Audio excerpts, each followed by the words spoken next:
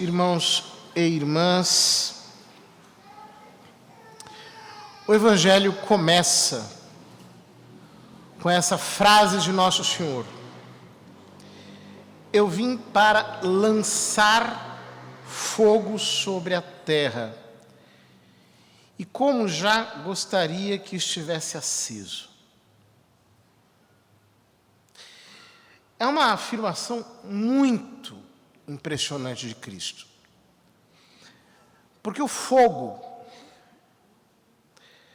é ameaçador.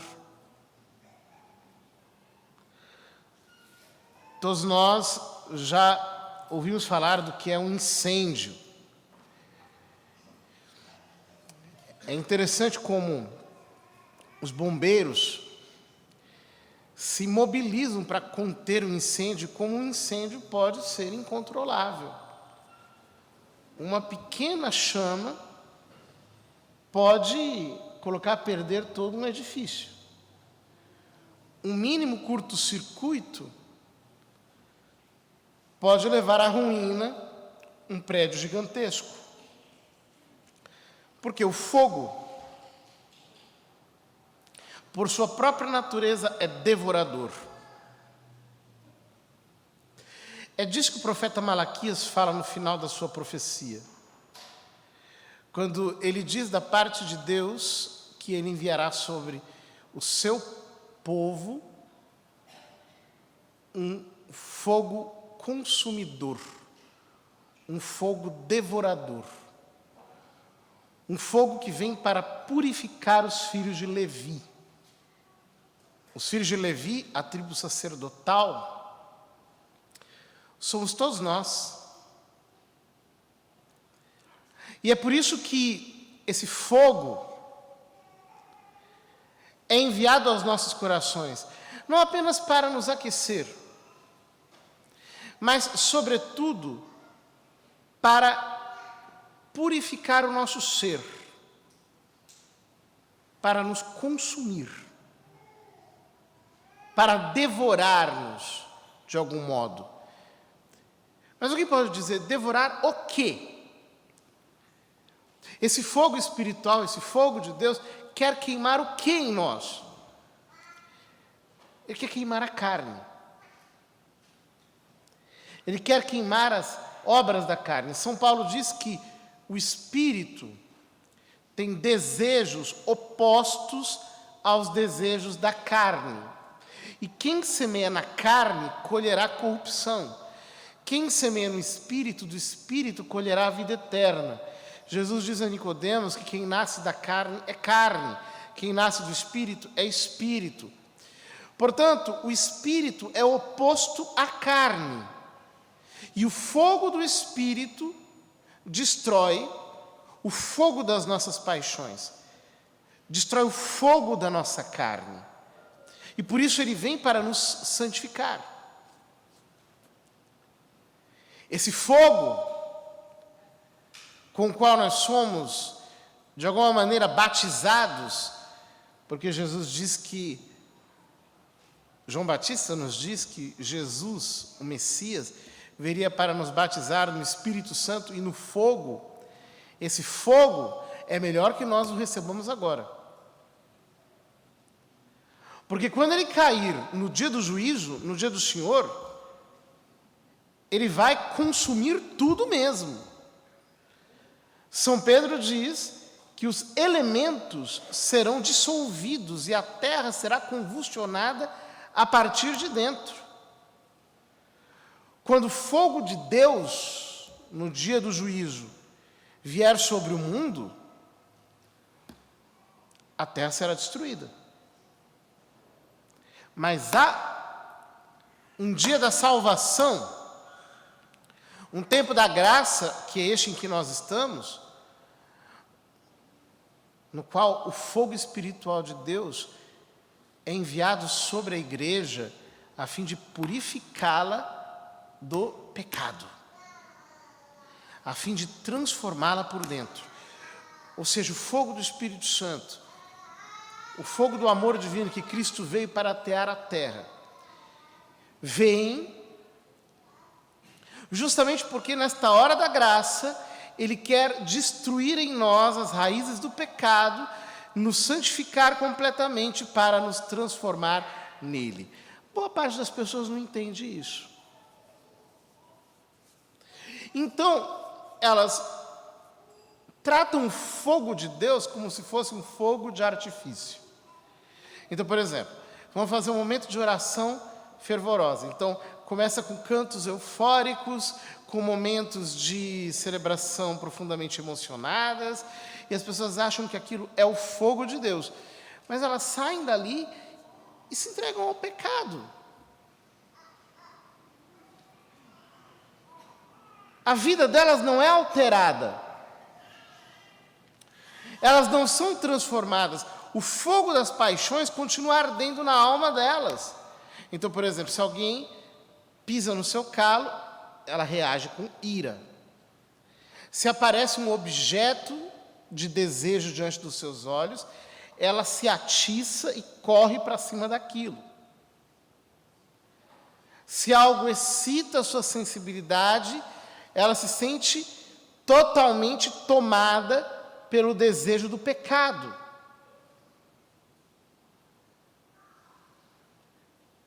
O fogo de Deus não está aí. Isso é apenas fogo de artifício. É fogo que o engenho humano pode criar. Que pode ser fruto do nosso próprio fervor natural. Mas não é o fervor espiritual de Deus. Não é algo que Ele cita em nossa alma. Porque quando nós somos tomados verdadeiramente pelo fogo zeloso do Espírito Santo em nós, nós somos como Jesus que expulsa os vendilhões do templo. Nós pegamos um chicote e desterramos o pecado da nossa vida. Quando o fogo de Deus desce em nós, uma cólera divina toma conta do nosso ser e nós não toleramos mais o convívio com Satanás. Nós enxotamos Belial de dentro da nossa casa. Nós não suportamos mais escutar músicas pecaminosas, assistir programas indecentes, ter amizades frívolas e carnais. Tudo isso se torna para nós nojento como carniça. Nós vimos diante dos nossos olhos a podridão da terra e nós somos tomados por nojo. Por quê? Há um fogo devorador em nós, e este fogo persegue as obras da carne. Isso não é fruto de força e não é fruto de violência.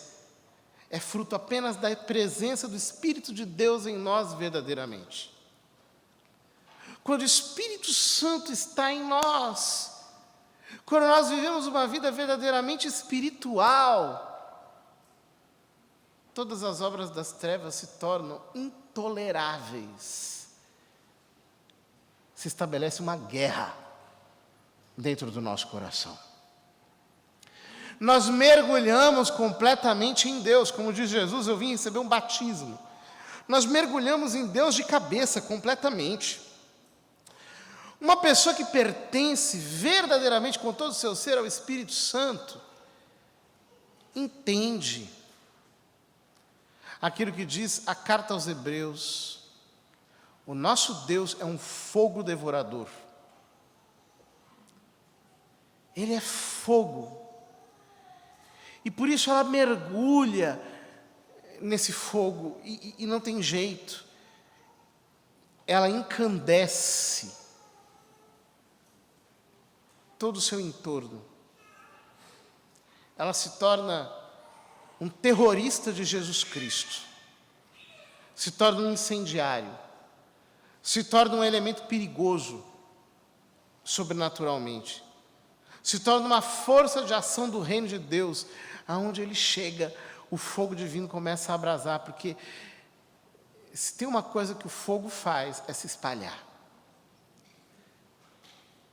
Uma única chama é capaz de acender milhões de velas. Uma única chama é capaz de causar um incêndio. Uma única chama pode colocar uma floresta por terra. Portanto, não há nada mais perigoso do que um homem incendiado pelo fogo do Espírito Santo. Aonde ele chega, ele produz fogo. Então ele começa a falar, as pessoas começam a se tomar de espírito sobrenatural, ele chega, o ambiente muda, ele está ali, a sua simples presença transforma o seu entorno. Um homem espiritual é alguém que causa um impacto. Sabe de uma coisa, ou você vai causar amor ou você vai causar ódio, mas indiferença você não vai causar. Quem não é de Deus não vai te suportar.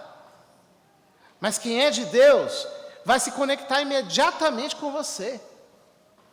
Haverá uma sintonia. Quando Jesus diz que daqui em diante, numa família de 5 pessoas, 3 ficarão divididas contra 2. Ele está dizendo algo fabuloso, maravilhoso. Ele está dizendo o seguinte: em primeiro lugar, você não vai estar nunca sozinho. Sempre vai ter alguém com você. Porque quem é de Deus se conecta, se sintoniza. Fogo atrai fogo. Fogo chama fogo. Alguém que está tomado pela presença de Deus atrai outra pessoa que está possuída pela glória de Deus. É impressionante. É impressionante. Você vai num lugar, de repente tem uma pessoa que é de Deus também, logo essa pessoa começa a falar de Deus com você. Parece que todo mundo fica de lado. Só que por outro lado, Jesus diz, 3 ficarão divididos contra 2. Então sempre haverá uma comunhão por parte daqueles que estão nas trevas. Queridos irmãos, é inevitável. Quem não é de Deus, quem não é de Deus, sempre ficará contra você. Nunca ficará neutro diante de você. Se você causa neutralidade à sua volta, saiba, você é morno. Você é morno. Se você é morno, você é um cristão intolerável para Cristo. Você realmente não está sintonizado com o reino de Deus. Você é um morno. Então você causa neutralidade à sua volta. Agora, se você causa faíscas, chispas, se as pessoas que estão à sua volta se incomodam, se aquilo causa algum tipo de alteração no ambiente, você pode estar no caminho certo. Porque isso significa que a espada da palavra de Deus está cortando através de você. Ela está causando rupturas à sua volta. Um cristão sempre é um elemento de crise, desde que ele seja autêntico. Um homem cheio do Espírito Santo sempre será um elemento de crise, aonde ele estiver, porque ele é um profeta de Deus. É a boca de Deus ali. Ele causa algum tipo de desconforto naqueles que querem permanecer no conforto. Ele tira a paz daqueles que estão em paz com o pecado. Ele causa algum tipo de incômodo, não tem jeito. Sobretudo quando as pessoas estão totalmente infeccionadas de carnalidade. Chega alguém espiritual no meio daquilo e começa a confrontar. Não, não é assim, eu não sou assim, você quer, não, não quero. Aquilo já causa um mal-estar de cara. De cara, é impossível. Estou num lugar, chega alguém lá com cachaça, eu digo, não, eu não bebo. Já fica um climão. Na hora. Aí começa com piadas imorais. Eu fecho a cara na hora. Se puder, me levanto. Começa com musiquinhas erradas. Eu já saio. Eu vou para um canto, não quero ver. Já incomoda. Porque não há pacto entre o que Deus nos pede e o que o diabo manda. Não há pacto. Não há acordo possível. Então é normal. O normal é estar num certo litígio mesmo. O cristão sempre vai estar sob uma certa tensão. Mas isso não nos incomoda. Por quê? Maior é o que está em nós do que o que está no mundo. Ou seja, se eu estou de fato tomado pelo poder do Espírito Santo, se eu vivo em intimidade com Deus, se eu oro, se eu tomo a palavra, se eu vivo com o Senhor, a consequência disso é que haverá uma sintonia entre os filhos de Deus e eu. Então, aonde eu estiver, os filhos de Deus vão se unir comigo. Aonde eu estiver, haverá igreja. Aonde eu estiver, a igreja. Os filhos de Deus vão se juntar e nós vamos fazer um negócio ali. Algo de Deus vai acontecer. Pode ser entre as pessoas mais estranhas, mais diferentes, que tem uma cultura mais esquisita. Eu digo para vocês, eu já andei por muitos lugares, mas eu nunca estive pouco à vontade neles. Porque aonde eu estiver, sempre haverá um filho de Deus e, portanto, ali sempre haverá a igreja de Deus. Sempre. Haverá alguém com quem eu me entendo. Eu me lembro que quando eu era jovenzinho, eu trabalhei numa fábrica. E tinha muita gente moral ali dentro. Muita gente moral. Só que era muito interessante. Tinha os ímpios, todo mundo sabia quem que era, mas também tinha aqueles que estavam lutando para servir a Deus. E a gente também se entendia muito bem. Às vezes com um olhar, com coisas muito pequenas, com coisas muito simples, mas de repente estávamos ali e tal, e já falávamos, e surge um papo espiritual e alguma coisa, e tinham lá umas feiticeiras também que não gostavam nada da gente, elas ficavam lá no canto delas, mas pronto, as coisas se estabelecem. Surge comunhão entre aqueles que servem o Senhor. Desde que o nosso coração esteja dominado pelo fogo de Deus. Qual que é o nosso problema? O nosso problema é que nós muitas vezes não temos fogo. O nosso coração não está dominado pelo fogo. Nós somos fracos, frios. A carne ainda nos domina. Quando Jesus diz que veio trazer fogo sobre a terra, a palavra aqui é a palavra geo, que está no sufixo de geografia. Quer dizer, é o mundo mesmo. Ele veio trazer fogo sobre a geografia do mundo. Ele veio causar um incêndio na terra. É disso que ele está falando. Ele se apresenta como o Deus de Elias. Elias estava sendo perseguido em Israel. Ele foi o único profeta que restou, num tempo em que Jezabel se casou com Acabe e introduziu em Israel o culto de Baal. E trouxe 450 profetas de Baal, 450 feiticeiros, que ficaram em todo Israel levando aquela doutrina mágica, de feitiçaria, de idolatria para o povo. Elias desafiou Jezabel e seus 450 profetas. Ele disse: o Deus verdadeiro vai responder com fogo. Prepare um sacrifício. O Deus que responder com fogo é o Deus verdadeiro. Então estavam os 450 profetas de Baal ali, e ficaram o tempo todo, durante horas e horas e horas, dançando, ficaram se macerando, se flagelando com lâminas, chegaram até a entrar em êxtase, e nada aconteceu. Elias zombou dos profetas de Baal, até que, terminada a sua tentativa, Elias foi até o sacrifício, mandou que jogassem água 3 vezes em cima do sacrifício e fizessem um suco para que a água ficasse mergulhada. Aliás, o sacrifício ficasse mergulhado na água. Então o profeta levantou os braços para o céu e disse: Deus de Abraão, Isaque e Jacó, responde a minha oração e mostra que és o Deus verdadeiro.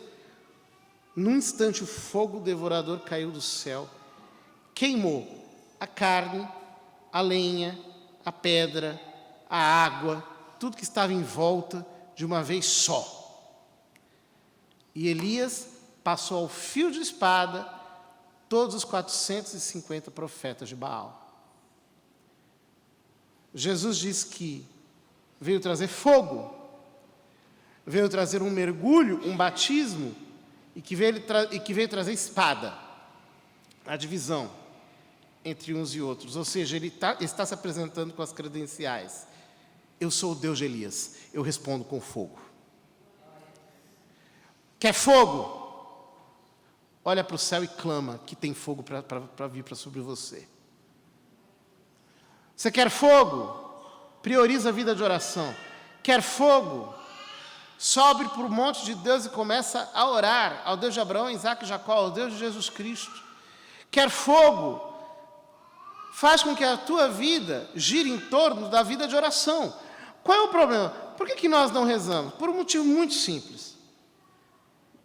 Quando você se propõe a rezar, antes mesmo de que você comece a ter vida de oração, o diabo já vai começar a guerrear contra você, para que você pare, porque ele sabe que nada pode parar um homem ou uma mulher de oração, porque é infalível. O Deus de Elias responde com fogo. A maior parte das pessoas não aguenta rezar, por quê? Porque ela diz, Senhor, eu vou acordar amanhã cedo para orar. O diabo vem com cansaço, com a preguiça. Parece que você tem chumbo nos seus braços, nas suas pernas. A sua mente está confusa, uma vontade de ficar paralisado no leito. Uma ausência de força mental, física, espiritual. Que você diz, meu Deus, parece que tem um imã que está me segurando nessa cama, que eu estou amarrado, com fitas e cordas. O que eu faço? O que você faz, meu filho? Dá um pulo e vai orar. Aí você quer orar, aí vem problemas e trabalhos e não sei o quê, e gente agitada, e loucura, e não sei o quê. Desliga esse celular, fecha essa porta. Faz assim, olha, se tiver o mundo acabando lá de fora, vai acabar mesmo, então pronto, ninguém vai me tirar da oração. Ninguém vai me separar do meu Senhor, eu vou me dedicar a orar. Ah, mas não sei quem está ligando, não sei quem está chamando, desliga esse celular, joga embaixo de qualquer lugar, faz qualquer coisa. Porque o diabo vai criar uma mobilização espiritual para te demover da oração. Ele vai te trazer coisas interessantes, coisas engraçadas, é gente que vai te cutucar, é gente que vai te chamar. Por quê? Porque ele sabe aquilo que a palavra diz. In meditatione mea exardescit ignis. É na minha meditação, é na minha oração que o fogo se ateia, que o fogo começa a queimar. É ali. Quem ora tem fogo, quem não ora não tem. É simples. Não é uma coisa complicada. Quem ora tem fogo. Quem não ora, não tem. Quem ora, desaprende a pecar. Quem não ora, não desaprende. Quem ora, pega desgosto pelas coisas da carne. Quem não ora, não pega. Continua exatamente como era antes. Uma velha criatura. Pode vir à igreja quanto quiser. Vai terminar como um ímpio, vai ser exatamente como um pagão. Não vai melhorar. Vai ser uma pessoa totalmente intacta ao fogo do Evangelho. Vai queimar, sim, lá no juízo. Aqui, nada. Intacta. Vai continuar um pecador exatamente sem vergonha quanto sempre foi. Por quê? Porque quem não ora de verdade é isso. Mas para orar, meu filho, você tem que enfrentar uma batalha. É guerra. É uma guerra. Tudo vai se mover para te tirar da oração.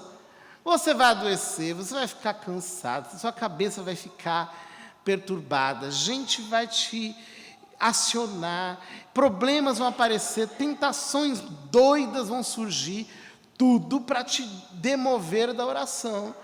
E se você for fraco, você não vai aguentar, porque o preço de um avivamento, o preço de um batismo de fogo, é oração. É isso. Se nós não orarmos de verdade, nada vai acontecer na nossa vida. Nada. Você pode cantar, ouvir a palavra, pode ser o que for. Nada vai ser realmente sobrenatural. Nada. Nós estamos apenas nos enganando. Eu vim trazer fogo à terra. E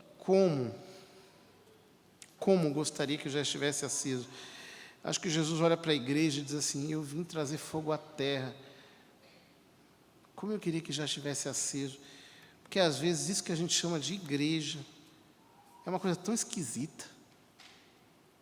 Fala, por que essas pessoas estão reunidas na terra? Estão buscando a palavra, estão orando, estão jejuando, estão buscando a presença, estão cheias de Deus. Às vezes não.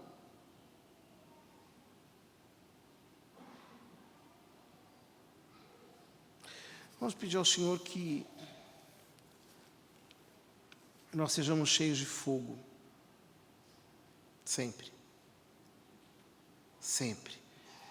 Que nós possamos dizer: Senhor, eu talvez esteja tratando o Senhor como se fosse Baal mesmo. Talvez eu tenha entrado numa idolatria na minha vida, eu não estou te buscando de verdade. Talvez o meu ser está muito relapso. Eu estou escolhendo coisas erradas. Eu estou trocando a oração pelo trabalho, eu estou trocando a oração pela correria. As minhas prioridades estão invertidas. Senhor, eu tenho que me arrepender. Senhor, eu tenho colocado tudo, talvez, num sentido oposto. O meu mexe-mexe, o meu corre-corre, tem polarizado o meu coração. Senhor, é por isso que eu não tenho fogo. É por isso que eu não queimo. Porque, no fundo, eu não priorizo aquilo que é prioritário. Eu não coloco a oração em primeiro lugar. Vamos fazer esse propósito para essa semana? Vamos voltar a orar de verdade? A pegar a palavra, a orar no Espírito, a fazer a lição de casa. A fazer isso de verdade, parar com a nossa inconstância. Porque as coisas não vão mudar se nós não mudarmos antes. Enviarei sobre os filhos de Israel espírito de súplica, e eles olharão para aqueles que transpassaram, diz o profeta Zacarias. Que nós tenhamos os olhos fixos em Jesus e que, portanto, nós, com verdadeiro espírito de súplica, espírito de graça e oração, possamos receber do Senhor e possamos viver inteiramente para servi-lo.